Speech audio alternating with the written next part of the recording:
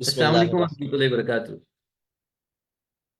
ناظرین، پروگرام الحکمہ الشیخ کے ساتھ آپ کی خدمت میں حاضر ہیں۔ ناظرین، یہ پروگرام رمضان المبارک میں ہر جمعرات کو رات 10 بجے اس کا آغاز ہوتا ہے اور یہ فیس بک پر لائیو نشر ہوتا ہے۔ ناظرین، اس پروگرام میں ہم حضرت الشیخ مولانا جہانگیر محمود دامت برکاتہم العالیہ سے تصوف، سلوک، روحانیت، تربیت، تعلیم اور سماجی مسائل کے حوالے سے رہنمائی حاصل کرتے ہیں، ان سے ہم سوالات کرتے ہیں، ان کی فکر سے ہم مستفید ہوتے ہیں۔ ناظرین، رمضان المبارک کا مہینہ جہاں روحانی بالیدگی کا مہینہ ہے، روحانی ترقی کا مہینہ ہے، وہیں اس روحانیت میں حسن پیدا کرنے کے لیے اگر ہم علم، حکمت اور دانائی بھی ساتھ میں حاصل کریں تو یہ روحانیت بہت بہتر حد تک ہم حاصل کر پاتے ہیں۔ تو ناظرین، اس پروگرام کے توسط سے ہم اپنی عبادات میں حسن لاتے ہیں، اپنے تزکیہ نفس کو مزید بہتر بناتے ہیں۔ تو اس حوالے سے آپ اپنے سوالات فیس بک پر ہماری لائیو گفتگو جو ہو رہی ہوتی ہے اس کے کامنٹ باکس میں وہاں پر تحریر کر سکتے ہیں۔ ہمارے واٹس ایپ پر بھی آپ اپنے سوالات کو ارسال کر سکتے ہیں۔ ہم حضرت شیخ کی خدمت میں آپ کے سوالات بھی رکھیں گے انشاءاللہ العزیز۔ ناظرین، حضرت شیخ دامت برکاتہم العالیہ کی طرف کی خدمت میں ہم حاضر ہوتے ہیں۔ شیخ، السلام علیکم ورحمۃ اللہ۔ وعلیکم السلام ورحمۃ اللہ وبرکاتہ۔ شیخ جزاکم اللہ خیرہ، آپ نے وقت عنایت فرمایا۔ شیخ، گزشتہ پروگرام میں ہم گفتگو کر رہے تھے اور آپ خاص تلقین فرما رہے تھے کہ رمضان میں فیملی بانڈنگ پر، کہ خاندان کو مضبوط بنانا چاہیے، خاندان کو، فیملی کو اپنا ٹائم دے، کوالٹی ٹائم دے۔ تو شیخ یہ فرمائیے کہ یہ جو ہمارے عزیز و اقربا ہیں، رشتہ دار ہیں، ان کے لیے افطار پارٹی کا اہتمام کرنا، کیا وہ بھی اسی ضمن میں آئے گا؟ بسم اللہ الرحمن الرحیم۔ دیکھیے، یہ افطار کا حال جو ہے وہ مل کے کرنا، اکٹھے کرنا، مساجد میں بھی، گھروں میں، یہ مسلمانوں کی تہذیب کا ایک پرانا طریقہ ہے۔ اگر آپ حرمین شریفین جائیں اور اللہ تعالیٰ آپ کو لے کے جائے، بار بار لے کے جائے، وہ جگہیں کچھ اور ہی ہیں، تو آپ دیکھیں گے کہ رمضان میں وہاں پر کیسے افطار اور سارا کچھ ایسے بہہ رہا ہوتا ہے۔ اور مساجد میں، حرم کی مسجدوں کے اندر تو خاص طور پہ ہم دیکھتے ہیں کہ لوگ اپنے گھروں سے افطاری لے کے آتے ہیں، تھوڑی زیادہ کچھ کم۔ بڑے بڑے جو لوگ مالدار ہیں وہ بڑے بڑے دسترخوان لگاتے ہیں، اور ہر آدمی اپنی اپنی حیثیت کے مطابق بھی افطار کا سامان لے کے آتا ہے۔ حتیٰ کہ آپ دیکھیں گے کہ کوئی مزدور بھی ہے، کوئی ٹیکسی والا ہے، تو وہ بھی تھوڑا سا ہی صحیح، 2 4 جوس کے ڈبے ہی صحیح، وہ لے کے وہاں کھڑا ہوگا اور لوگوں کو بانٹ رہا ہوگا۔ اور اگر کوئی نہ لے تو برا بھی مناتے ہیں، میں نے دیکھا ہے کہ وہ کبھی آپ اس نہ لیں تو وہ برا بھی مناتا ہے۔ اور وہاں پہ یہ مزاج اور یہ طریقہ کار ہے، میرے خیال میں ہمیں بھی اس کا اہتمام ہمارے ہاں کرنا چاہیے۔ اب ہم گھروں میں کرتے ہیں اور گھروں میں رشتہ داروں اور عزیز و اقارب کی دعوت کرتے ہیں، اور یہ اچھی بات ہے کہ افطار مل کے کریں آپ۔ لیکن اب جو افطار پارٹیاں جس شکل میں چلی گئی ہیں اس پہ مجھے کچھ اشکال۔ مثال کے طور پہ آپ صلی اللہ علیہ وسلم نے ولیمے کے حوالے سے جب ہدایات فرمائی ہیں، ایک جگہ فرمایا ہے کہ ولیمے کی دعوت بدترین ہوتی ہے، بدترین دعوت ہے جی، اگر جبکہ اس میں کسی غریب کو نہ بلایا جائے۔ اس کا کیا مطلب؟ کیوں مولانا، آپ کا کیا خیال ہے، کیا مطلب ہے اس بات؟ اس بات پہ کیوں بدترین دعوت ہوگی آپ کے خیال تو شیخ اس میں مستحقین کا خیال نہیں رکھا گیا؟ اس میں غریبوں کا خیال نہیں رکھا گیا، بالکل ٹھیک ہے، اگر آپ نے دعوت دی ہے تو اس میں غریبوں اور مستحقین کو، غریب رشتہ داروں کو بھی ضرور مدعو کریں۔ اور اس سے معلوم یہ ہوتا ہے کہ ولیمے کی دعوت جو ہے وہ محض سوسائٹی میں اگر اپنا روب اور دبدبہ دکھانے کے لیے، اپنی شان و شوکت سچی یا جھوٹی دکھانے کے لیے، اور محض سوشلائز کرنے کے لیے اگر ہو، اور اس میں کوئی نیکی کا پہلو نہ ہو، اس میں اپنا رزق کسی کے ساتھ شیئر کرنے کا پہلو نہ ہو، تو یہ ایک بدترین دعوت ہوگی ولیمے واستغاث باللہ۔ تو اسی طریقے سے اس اصول کو سامنے رکھتے ہوئے کہ اگر دعوتیں صرف سوشلائزیشن اور لوگوں پہ ایک مقابلہ کرنے کے لیے کہ تم نے افطار میں کتنا کھلایا اور ہم نے کیا کچھ دیا، اور اس میں مستحق کا خیال نہ رکھا جائے، یعنی کہ آپ مال، اضافی مال میں سے آپ بانٹ رہے ہیں نا، کھلا رہے ہیں، پارٹی کر رہے ہیں، سوشلائز کریں، اس میں کوئی برائی نہیں ہے، لیکن اگر وہ محض یہ ہو جائے اور اس میں کسی غریب کا، مستحق کا یا غریب رشتہ دار کا خیال نہ رکھا جائے، تو یہی اصول کا اطلاق اس افطار پارٹی پر بھی ہوگا۔ تو میں یہ سمجھتا ہوں کہ سال میں 11 مہینے ہم سوشلائز کر رہے ہوتے ہیں، ایسی کون سی بات ہے کہ سوشلائزیشن جو ہے وہ صرف ان دنوں میں ہی ہو سکتی ہے ہماری، اور باقی دنوں میں نہیں ہو سکتی؟ ٹھیک ہے نا؟ تو آپ اس طرح کریں، میل جول رکھے، اچھی بات ہے، اکٹھے افطار کریں، روزہ اکٹھے کھولیں، بہن بھائی دوست دار دوست ہیں، لیکن اس میں غریبوں کو بھی شامل کریں۔ اور ایک اچھی چیز کلچرل ہے، پرانے زمانے میں آپ صلی اللہ علیہ وسلم کے زمانے سے چلتی آ رہی ہے کہ اپنی محلے کی مساجد کو بھی آباد کریں۔ یہ کافی میں سمجھتا ہوں اچھی بات ہے، یہ اچھی بات ہے کہ آپ نے افطار کچھ بھیج دیا۔ اکثر مساجد میں اجتماعی افطاری کا اہتمام ہوتا ہے، لیکن آپ بھی چلے جائیں، اس میں آپ بھی جایا کریں، رشتہ داروں کو آپ کہیں کہ ابھی آئیں بیٹھے اور ہم وہیں جا کے افطار کریں گے۔ خواتین بے شک گھر پہ رہیں مگر بندے چلے جائیں، تھوڑی سی خواتین کی بھی جان چھوٹے گی نا مردوں کی خدمت کرنے سے، وہ ہر وقت ہی سوار ہوتے ہیں، اور وہ یوں ہی افطار کیا اور 3 رکعت نماز پڑھی اور وہ آواز ہے کہ جی چائے کدھر ہے، چائے کدھر ہے، چائے کدھر ہے، تو اس بہانے سے وہ بھی ذرا گھر سے نکل جائیں گے تھوڑی دیر کے لیے۔ اچھا ہے، تھوڑا سا ان کو بھی، ہماری گھر میں بیچاری بہن بیٹیوں کو بھی تھوڑا سا ریلیف ملے گا، تو وہاں جا کے کریں۔ اچھا، وہیں پر ہر میں نے جب پہلی مرتبہ رمضان وہاں گزارا، کوئی 24-25 سال پرانی بات ہوگی، تو میں نے دیکھا کہ جو وہاں پر لنگر کھانے لگے ہوتے ہیں، کھانے کے بڑے عالی شان بھی ہوتے ہیں، اس میں بڑے بڑے کھانے، اس میں مرغن قسم کی بڑی ڈشز ہوتی ہیں، مینیو لگا ہوتا ہے، تو اس میں اس بات کی بھی وہاں پر چھولا چھوٹ ہوتی ہے کہ آپ اپنے برتنوں میں، آپ ان کے پاس ہوتے ہیں، آپ ان سے جا کے کھانا لے بھی سکتے ہیں اور اپنے پاس جا کے کھا لیں، اور آپ اپنا برتن بھی لائیں، ان کے پاس برتن نہ لیں، اور وہاں بیٹھ کے بھی کھائیں پھر لے کے بھی جائیں، اس طرح کا سلسلہ ہوتا ہے۔ کچھ مجھے معلوم ہوا وہاں پہ کہ کچھ پاکستانی بھی اہل ثروت ہیں جو وہاں پر افطار کرواتے ہیں۔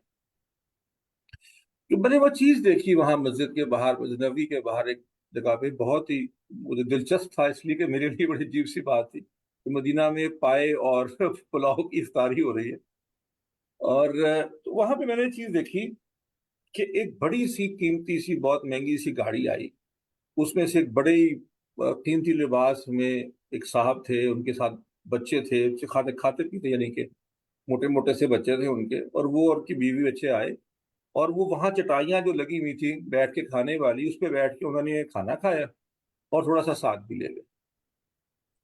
تو مجھے بڑا عجیب سا لگا پاکستان سے جانے کے بعد کہ یار یہ تو غریبوں کے لیے لگی ہوتی ہے، مستحقین کے لیے ہے، غریبوں کے لیے، مسکینوں کے لیے، تو یہ امیر لوگ بھی یہاں سے مفت کا کھانا کھانے، پائے کھانے آ جاتے۔ تو میں نے وہاں پر سعودی دوست کو کہا کہ یار تم لوگ یار غریبوں کا حق کھانا چاہتے ہو، یہ کیا کرتے ہو؟ اس نے کہا جی اتنا زیادہ نہیں کھاتے یہ اصل میں شہر کے امیر لوگ اور رئیس لوگ اور نامور لوگ جو ہوتے ہیں وہ یہاں جان بوجھ کے آتے ہیں، اپنے بچوں کو بھی لے کے آتے ہیں، ان کو سکھاتے ہیں کہ ہم نے غریبوں کے برابر بیٹھ کے کھانا ہے، اور جو وہاں پر مسکین یا غریب شخص جو ہے جو وہاں کھا رہا ہے اس کو یہ احساس سے کمتری نہ ہو کہ جی میں تو کوئی ایسی چیز لے رہا ہوں یا مجھے مل رہی ہے جو صرف مسکینوں کے لیے ہے، بلکہ معاشرے کے بڑے بڑے مالدار لوگ بھی میرے ساتھ بیٹھ کے کھاتے ہیں، تو ان کی دل جوئی کے لیے اور اپنے بچوں کی تربیت کے لیے یہ ایک یکسانیت سی ہوتی ہے، وہ وہاں بیٹھ کے کرتے ہیں۔ میرے خیال میں یہ بہت اچھی چیز، جب سے میں نے یہ دیکھا میں لوگوں کو ترغیب دیتا ہوں کہ آپ جب اس طرح لنگر کو بچھائیں تو تھوڑی دیر کے لیے خود بھی ساتھ بیٹھ جائیں اور خود بچوں کو بھی بٹھائیں، ان کو سکھائیں، بچوں کو دکھائیں کہ بیٹا دیکھو یہ پلیٹ چاول ہے یا یہ پلیٹ بریانی ہے یا یہ جو کھانا ہے ہم بانٹ رہے ہیں، ہمارے گھر میں تو اس سے بھی اچھا ہوتا ہے، لیکن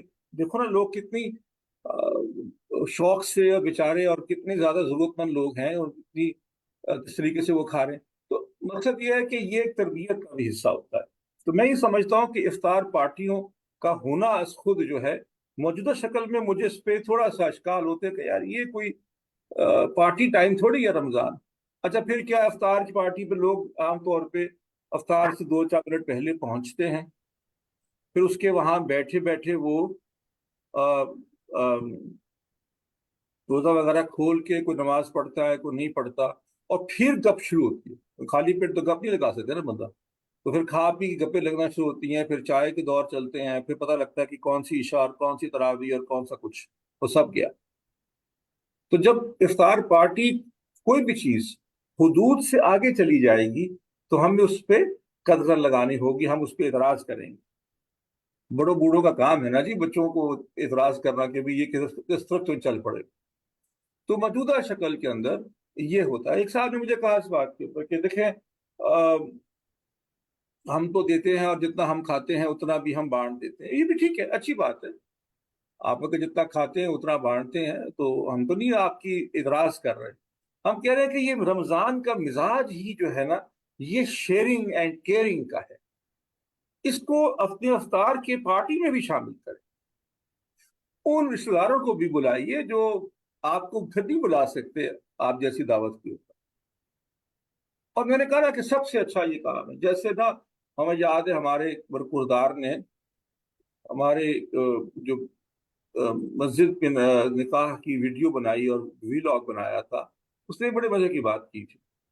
تو اس نے کہا تھا کہ دیکھیں اس سے آپ ہزار خرافات سے بچ جاتے، مسجد میں جانے کی وجہ سے یا نکاح کی وجہ سے بہت سی چیزیں خود بخود جھڑ جاتی۔ میرے خیال میں ویسے ہی مسجد میں اگر ہم اجتماعی افطاریوں کا اہتمام کرنا شروع کریں، ہر اپنا کچھ کچھ کھانا لے کے اپنا لے آئے اور ایک آدمی کا اضافی لے وہاں بیٹھ کے کھا لے سب کے ساتھ مل کے، تو اور بہت سی افطار پارٹیاں جس میں نے کہا نا کہ لائن کو کراس کر چکی ہیں اس سے بچ جائیں گی۔ تو اس لیے افطار پارٹیوں پہ میں تو یہ کہتا ہوں کہ یار اگر ایک مہینہ تم پارٹی نہیں کرو گے تو کیا ہو جائے، ایک مہینہ اپنے آپ کو رمضان، قرآن اور روزے اور تقوی اور تزکیے کے حوالے کیوں نہیں کر دیتے؟ سارا سال پارٹیاں ہوتی رہتی ہیں یار، کوئی بات نہیں۔ کیا خیال ہے آپ کا ہمارا؟ جی شیخ، شیخ آپ نے گفتگو میں بھی فرمایا کہ جیسے اجتماعی افطار مسجد وغیرہ میں کوئی ترتیب بن جائے۔ شیخ ہمارے معاشرے میں الحمدللہ اسی طرح سحر و افطار پہ انفاق کرنے کا ایک بہت اچھا ذوق بھی ہے لوگوں میں، اور کرتے بھی ہیں۔ شیخ اس میں بعض لوگ تو ایک متوسط دسترخوان ہی لگاتے ہیں، جو عام طور پہ ایک متوسط گھرانے کے دسترخوان پہ جو چیزیں ہوتی ہیں وہی وہاں پہ بھی ہوتی ہیں، جبکہ بعض لوگوں کی طرف سے اس میں رمضان المبارک کے مہینے میں عوامی جو دسترخوان ہوتے ہیں اس میں بڑی ایسی ڈشز بھی ہوتی ہیں جو عام طور پہ پورے سال دسترخوان پہ نہیں آتی ہیں۔ شیخ یہ کیا ٹھیک ہے، یہ طرز عمل کیا ہونا چاہیے اس پہ؟ یار وہ کسی بیچارے نے جو کھلا دیا ہے اس کو چھوڑ دو، اس کی جان کیا ہے؟ وہ کسی بیچارے نے کوئی شتر مرغ کھلا دیے، میرے خیال میں وہ پوری عوام جو ہے وہ اس پہ پریشان ہے اور پیچھے پڑ گئی دنیا کے بھی، شتر مرغ کھلا دیا تو یہ ٹھیک ہے، اب اس پہ میں بحث نہیں کرتا، لیکن اتنا اچھا کام ہو رہا ہے، ادارے بھی کر رہے ہیں، تنظیمیں بھی کر رہی ہیں، افراد بھی کر رہے ہیں، محلے والے بھی کر رہے ہیں، اس میں اس بات کا اندیشہ ہے کہ کسی سے کوئی بھول چوک ہو جائے तो कोई बात नहीं यार, बख्श दिया करो। एक तो रमजान में ना एक और बात सीख लें अगर हम, है तो एक इसी बात से बात निकली है, वो हजरत ये है कि लोगों की जान छोड़ दो यार, लोगों को माफ कर दो। किसी से कुछ हो गया है, कुछ गलती हो गई है, तो छोड़ दो उसकी जान यार। उसको अगर मोहब्बत से और प्यार से उसकी, एक बंदा अच्छा काम अगर कर रहा है आपके ख्याल में, और बीच में उससे गड़बड़ भी हो गई है, तो उस गड़बड़ को दरगुजर कर दो, या उसको मोहब्बत प्यार से पैगाम भेजो कि भाई ये तुमने एहतियात करो, है ये मुनासिब नहीं। जो ट्रोलिंग शुरू होती है, कोई काम करने को नहीं है इस कौम को, सिवाय लगता है जी, मैं इस कौम से मुराद वो लोग हैं, वो कौम जो हर वक्त बैठ के ट्रोलिंग करती रहती है दूसरों की, उसने क्या किया, उसने क्यों किया। रमजान में तो यार इस चीज से जरा जान छुड़ाओ, और इस तोहमतों से और गीबतों से और दूसरों पे बातें बनाने से यार अपने काम से काम रखो, अपने रब को मनाओ, है, और अपने रब से जुड़ो और छोड़ो यार, लोगों की जान छोड़ दो, माफ कर दो, छोड़ दो। बारकल्लाह शेख। शेख आपने फरमाया कि जो उमरा होते हैं, साहिब हैसियत लोग होते हैं, वो भी दस्तरखान में साथ शामिल हो जाते हैं। तो शेख, इन्फाक फी सबिलिल्लाह का फिर क्या तस्वर है, और कौन सी बेहतर सूरत है, और किस अंदाज से करना चाहिए? क्योंकि हमारे यहाँ तो इसको सिर्फ ज़कात और सदक़ात और मुस्तहिकीन का हक ही समझा जाता है। नहीं, आपकी मुराद ये कि वो जो खाना वहां बट रहा है वहां अमीर लोग खाएंगे तो कोई मसला हो जाएगा, ये कह रहे हैं आप? शेख, हमारे यहाँ तो यही तस्वर होता है कि ये उमरा का हक नहीं है। बिल्कुल बात सही है, उमरा का हक नहीं है, हक तो उनका ही है। लेकिन मेरा सवाल ये है कि अगर आप ने पूरी तस्वीर को देखना है, ज्यादा मसला तो कहीं इस्तिफ्ता लिख के भेज दे, फतवा मंगवा लें कि भाई अगर 100 लोगों का खाना एक मस्जिद में फर्ज करें हो रहा है, और उसमें चार छह भी आदमी होंगे ना, कि सारा चैम्बर ऑफ कॉमर्स इंडस्ट्री जो है वो वहां के बैठ जाएगा फूर्जे खोलने के लिए, यही होगा ना, इलाके के दो चार अमीर लोग आ जाएंगे। अगर जी उन शेख। 100 अफ्तारियां, और जो लोग उन 100 अफ्तारियों को स्पॉन्सर कर रहे हैं, उनमें से दो चार छह लोग, बच्चे और आदमी वहां बैठ जाएंगे, उनका वो हिस्सा सदके से उस तरह तो माइनस हो जाएगा, यानी कि अगर वो अगर 100 अफ्तारियां दी थी तो 96 काउंट होंगी ना, चलो। लेकिन उन चार के आने से जो दिल जोई उन 96 लोगों की होगी, ये दीन के ऐन मिजाज के मुताबिक होगा, जी शेख। बजाय कि आप लोगों को अफ्तारियां फेंकते हुए चले जाए। मैं देखा लोग फेंकते भी हैं, गाड़ियों में से गुजर रहे होते हैं, लोगों पे उठा उठा के लोग बेचारे कैच कर रहे होते हैं क्रिकेट की बॉल की तरह। तो ये जो दिलजोई होगी और जो ये मोहब्बत का मिजाज बनेगा, ये सदके की और दीन की पूरी उस मिजाज और मकासद से हम आहंग होगा। इंशाल्लाह कोई नुकसान नहीं है इसका। जज़ाकल्लाह शेख। शेख, रमज़ानुल मुबारक का महीना आता है और इसमें इन्फाक का एक जज्बा बढ़ जाता है, और अक्सर लोग तो ज़कात इसी महीने में अदा कर रहे होते हैं। तो शेख, ये जो इन्फाक है ख़ास तौर पर रमज़ान में, तो ये वाजिब जो है और मुस्तहिक ही को देना, क्या यही ज़रूरी है? ये वाजिब और नफली जो सदक़ात हैं, इनको कैसे आप वजाहत करेंगे शेख? देखिए, मुस्तहिक को ही देना है, जाहिर है, और उन तक ही पहुंचेगा। अब अफ्तारी तो आप ज़कात की वजह से नहीं करते ना, जी शेख। अफ्तारी तो आप लिल्लाह में से करेंगे ना। तो अगर मैंने कहा ना कि जिस तरह जैसे कि ज़कात में भी आमिलीन जो होते हैं, जो ज़कात का जो बांटने वाले होते हैं, उनकी तनख्वाह या अखराजात ज़कात में से ली जा सकती है। तो उसी पे असूल पे रखते हुए कि अगर ये चार छह लोग खाएंगे साथ बैठ के तो वो नुकसान नहीं होगा। रही बात, क्योंकि मैंने कहा ज़कात के पैसे तो अफ्तारियाँ नहीं की जाती, ये अफ्तार जी जो होती है ये सदका से और लिल्लाह से होती है। दूसरा, ये जो हमने रमजान के अंदर ज्यादा अजर के चक्कर में, और मिलता है तो ज्यादा, इसमें कोई शक नहीं है, बाकी साल में बंद कर दिया है ना, ये सारा का सारा करके और अब इसको बंद कर देंगे, रमजान के बाद हमें कुछ नहीं करना। तो मैं लोगों से कहता हूँ कि अब शायद हो सकता है कि आपको उसका भी बहुत बड़ा अजर मिल जाए जो आप रमजान के दिन करते हैं। लोगों को ईद में भी शामिल करें, लोगों को ईद के बाद भी शामिल करें। हमारे मुल्क में याद रखिए कि 10 दिन 12 दिन तक तो छुट्टियां ही हो जाती है ना। ये ईद का दिन आता है तो पूरा हफ्ता ही ऑलमोस्ट ऑफ होता है, छुट्टियां बन जी जाती शेख। हैं। तो दिहाड़ी वाले लोग बेचारे जो होते हैं वो सबसे ज्यादा उसको नुकसान में होते हैं। اور بہت بڑی آبادی ہے دیہڑی والی بیچاروں کی، غریبوں کی، جن کو مل بھی جائے وہ بھی بیچارے دیہڑی باز ہوتے ہیں، تو دن میں انہوں نے کرنا ہے، بعد میں تو نہیں ملے گا ان کو۔ ان چھٹیوں کے دنوں میں بھی کچھ رکھ لیں ان کے لیے، سارا کا سارا تو نہ بانٹ دیں اس دن کہ بیچارے وہ رمضان کے ہی بس آپ دیں گے۔ تو یہ میرا خیال ہے کہ اس کو سپریڈ کرنا چاہیے باقی بھی مہینوں۔ شیخ، جو زکوٰۃ کی ہم ادائیگی کرتے ہیں تو اس کی ادائیگی کی بہتر صورت کیا ہو سکتی ہے؟ جیسے کہ ہم نے دیکھا ہے کہ کچھ لوگ تو زکوٰۃ ان کی اچھی خاصی ہوتی ہے، لیکن بہت سارے لوگوں میں وہ تھوڑی تھوڑی کر کے تقسیم کر دیتے ہیں، اور جو زکوٰۃ کے مستحقین ہیں وہ ہمیشہ جو مستحق ہوتا ہے وہ مستحق ہی رہتا ہے، اور بسا اوقات یہ ہے کہ ان کی تعداد بڑھنا بھی شروع ہو جاتی ہے۔ تو کیا ایسا بھی ہم کر سکتے ہیں کہ زکوٰۃ کی جو رقم ہے وہ کسی ایک فرد کو دے دی جائے اور اسے اپنے پاؤں پر کھڑا کر دیا جائے، یا کون سی بہتر صورت ہو سکتی ہے؟ لیکن ساری صورتیں اچھی ہیں، جی شیخ۔ ٹھیک ہے جی، للہ جو بھی آپ خرچ کرتے ہیں ساری صورتیں اچھی ہیں، جو آپ بہتر سمجھیں۔ کوئی شخص، اس کا پیسہ ہے، اللہ نے اس کو امین بنایا ہے اس کا۔ لیکن میں نے ایک چیز تجویز ہے میری، میں نے، ہمارے ایک دوست ہیں اور ان کا میں نے بڑا ایک دلچسپ چیز دیکھی ہے ان کے اندر۔ وہ زکوٰۃ پورے سال میں ایک دن ہی رمضان میں ہی عام طور پہ وہ کیلکولیٹ کر کے دے دیتے، لیکن وہ ایک بندے کو دیتے اور اس طرح سے دیتے ہیں کہ اس کے بعد وہ شخص زکوٰۃ کا مستحق نہیں رہتا۔ جی شیخ۔ اب میری ٹولی میں شروع ہو جائے لیکن وہ کیا کرتے ہیں کہ ایک مطلب ایسی اماؤنٹ مناسب سی ہوتی ہے کہ اگر اس کے مطلب زکوٰۃ کس کے لیے بیسیکلی تو ہمارے دی جاتی ہے نا، مستحق کے لیے، فقراء کے لیے، مساکین کے لیے۔ یہ کون لوگ ہیں؟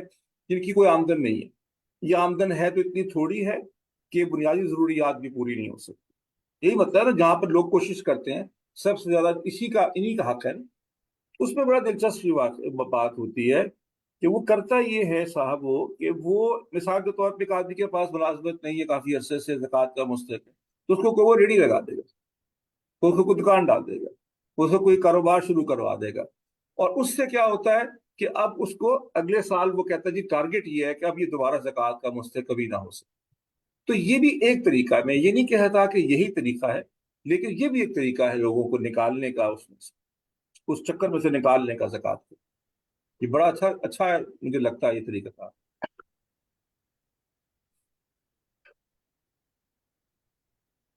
جی شیخ، جزاک اللہ خیر۔ شیخ، خواتین کی طرف سے سوال ہے کہ انفاق فی سبیل اللہ ہماری بڑی خواہش ہوتی ہے، لیکن عام طور پہ خواتین کے ہاتھ میں کچھ زیادہ پیسے نہیں ہوتے ہیں، تو کیسے پھر اس کو کیا جائے؟ دیکھیے، پہلی چیز تو یہ ہے کہ اللہ تعالیٰ کی مہربانی ہے کہ ہمیں اجر تو نیت پر ہی مل جاتا ہے، تو اللہ تعالیٰ آپ کی نیتوں کو قبول فرمائے۔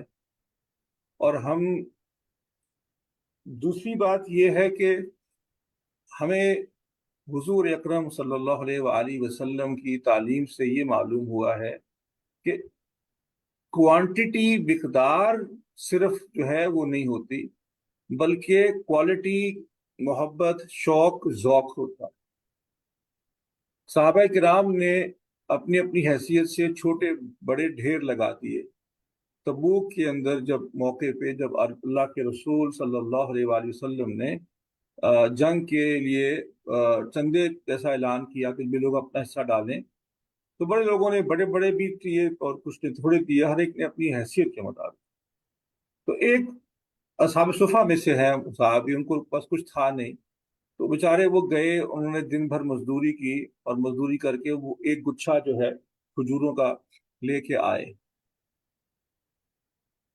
اور آپ کو پیش کیا، کیونکہ مدینہ منورہ میں کچھ ایسے لوگ بھی ہیں جو منافقین بھی شامل ہیں، تو کسی نے بات کی یا طنز کیا کہ بھئی یہ بہت ہی بڑا، جناب یہ پورا ہی گچھا ہی آ گیا، اتنا بڑا ڈھیر ہے، اس پہ یہ اتنا سا گچھا لے آیا کھجوروں کا بیچارہ۔ تو حضور اکرم صلی اللہ علیہ وسلم نے فوری محسوس کرتے ہوئے اعلان کیا کہ اس کے جو کھجورے ہیں نا، ان کو بانٹ دو اور اس ڈھیر کے اوپر اس کو پھیلا دو، اللہ تعالیٰ ان کی برکت سے یہ سارا قبول کر لے۔ تو یہ تو محبت ہے نا دینے والے کی، اس میں آپ مقدار پہ نہ جائیں، بلکہ معیار پہ اس درجہ حرارت دل کے جس محبت سے کوئی چیز کی جاتی ہے تو اللہ اسے قبول کرے گا اور انشاءاللہ ضرور ہوگا۔ میں ایک تجویز دوں آپ کو، خواتین کو گھروں میں، کہ اگر آپ گھر میں کھانا پکاتی ہیں یا پکواتی ہیں چلیں، اور فرض کریں کہ آپ 4 لوگوں کا کھانا پکتا ہے روزانہ، تو اگر سہولت ایسی ہو جائے کہ کبھی کبھی 4 کے بجائے 5 کا بن جائے، 4 آدمیوں کے شوربہ چاول کے ساتھ یا روٹی کے ساتھ ایک اضافی پک جائے، چھوٹا سا پیکٹ ہو، تو وہ بھی اگر آپ کسی کو دے دیں اپنے کھانے میں سے، تو یہ بہترین صدقوں میں سے صدقہ ہے، اور یہ بلاؤں کو اور مصیبتوں کو اور آسیب کو بھی ٹالنے والا صدقہ، یہ مجرب ہے کہ آپ کا وہ ٹل جائے گا، تو وہ آپ وہ بھی کر سکتی ہیں۔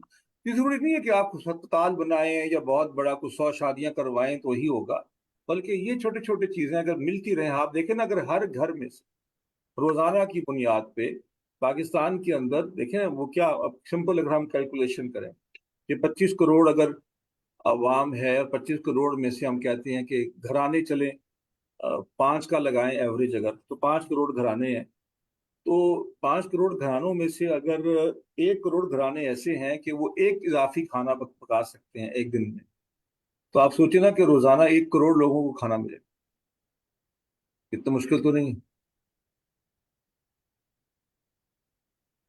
جی بالکل شیخ۔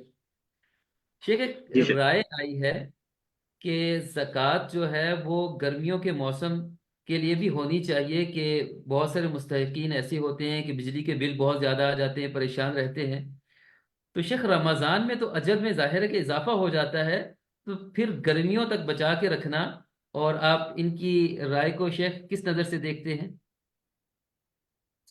دیکھیں اب بجلی کا دیکھنا یہ ہے نا کہ بجلی کا ایک آدمی کی آمدن 25,000 روپیہ ہے، اور وہ کرائے کے مکان میں رہتا ہے 6,000 روپے کے، اور 4 اس کے بچے بھی ہیں اور ایک بیمار ماں بھی ہے، وہ بڑی مشکل سے 1,200 1,500 2,000 اس کا بل بجلی کا آتا تھا، اور ایک دم سے وہ بل جو ہے وہ جمپ کر کے 8,000 پہ چلا گیا ہے، تو اس کو آپ زکوٰۃ میں سے مدد کر سکتے ہیں اس کی۔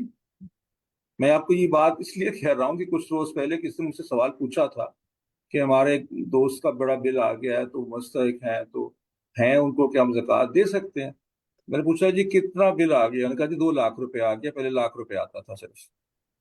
تو میں نے کہا یار 3 آدمی کو بل ہے، تو اب یہ تو غلط بات ہے نا یار، اب جتنا جب نیچے والے بہت پس رہے ہوں تو اوپر والوں کو تھوڑا سا احساس کرنا چاہیے۔ تو میرا خیال میں کہ اگر آدمی زکوٰۃ کے جو مصارف ہیں یا جو مصرف ہے اس کو اگر تاخیر اس میں کر دے، اور مؤخر کرنے کے بعد وہ یہ دیکھ لے کہ بھی کہیں شاید ایسا موقع آئے گا یا آ جائے گا یا آ سکتا ہے جس میں ضرورت بہت بڑھ جائے گی، اور اس میں فنڈ زکوٰۃ کا ختم نہ ہو چکا ہو سارا رمضان میں، تو اس کو روک لیتا ہے، تو میرے خیال میں وہ بھی بہت بڑے اجر و ثواب کا باعث ہوگا۔ ایسی بات نہیں ہے، اللہ سے اچھی امید رکھنی چاہیے۔ اس کی یہ ذہانت جو ہے، اس ذہانت کے ساتھ پیسہ خرچ اللہ کے راہ میں کرنا چاہیے۔ یہ ایک اس میں تاخیر کرنا تو کوئی حرج نہیں ہے اس میں، بلکہ شاید زیادہ ضروری ہو گیا ہے، جبکہ پورا معاشرہ ہی زکوٰۃ ختم کر بیٹھتا ہے اپنی ایک ہی مہینے۔ شیخ آپ فرما رہے۔ شیخ ایک مزید سوال ہے آن لائن کہ نوجوان کا سوال ہے کہ میں اپنی اصلاح کے حوالے سے پریشان بھی ہوں، فکر مند بھی ہوں کہ رب تعالیٰ کا تقوی اور اس کی محبت کو کیسے حاصل کر سکوں۔ آج کی ویڈیو بھیج دیں۔ جی جی ہمارا ٹھیک ہو وقت گیا ختم ہو گیا ہے، وقت ختم ہو گیا ہے، آپ رابطہ کریں، میں آپ کو تجویز دوں گا۔ نوجوان جو یہ پوچھ رہے ہیں کہ آپ حضرت مولانا حماد محمود عباسی صاحب اور حضرت مولانا وقاص سعید صاحب سے رابطہ کریں، اور ان کے پاس بیٹھیں، اور ان کے ساتھ صحبت میں آپ کو انشاءاللہ بہت فائدہ ہو۔ جزاک اللہ خیر شیخ۔ شیخ قرآن مجید کی کلاس کا وقت بھی ہوا چاہتا ہے، تو شیخ پروگرام کے اختتام پر اگر کوئی مختصر سی نصیحت ہو جائے، آخری کلمات۔ 10 روزے رکھ لی ہیں، 20 مشکل سے 19-20 رہ گئے ہوں گے، تو قیمت جانے اس کی، یہ سال بھر میں سے شاید قیمتی ترین دن ہوتے ہیں، ان کو ادھر ادھر ضائع نہ کریں۔ دن کا روزہ کھانے کا، پینے کا، زبان کا، آنکھ کا، کان کا، ہاتھ کا رکھیں، اور رات کو قرآن مجید کے ساتھ جڑ جائیں اور ایسے اس کے ساتھ جڑ جائیں کہ اس کے بعد زندگی تبدیل کر کے نکلے آپ کی عید کے دن انشاءاللہ۔ بارک اللہ شیخ، اللہ تعالیٰ ہمیں عمل کرنے کی توفیق عطا فرمائے۔ خواتین و حضرات، ہمارے آج کے پروگرام کا وقت پورا ہوا چاہتا ہے، تو انشاءاللہ العزیز اگلی جمعرات کو 10 بجے دوبارہ ملاقات ہوگی۔ تب تک کے لیے اجازت دیجیے۔ السلام علیکم ورحمۃ اللہ وبرکاتہ۔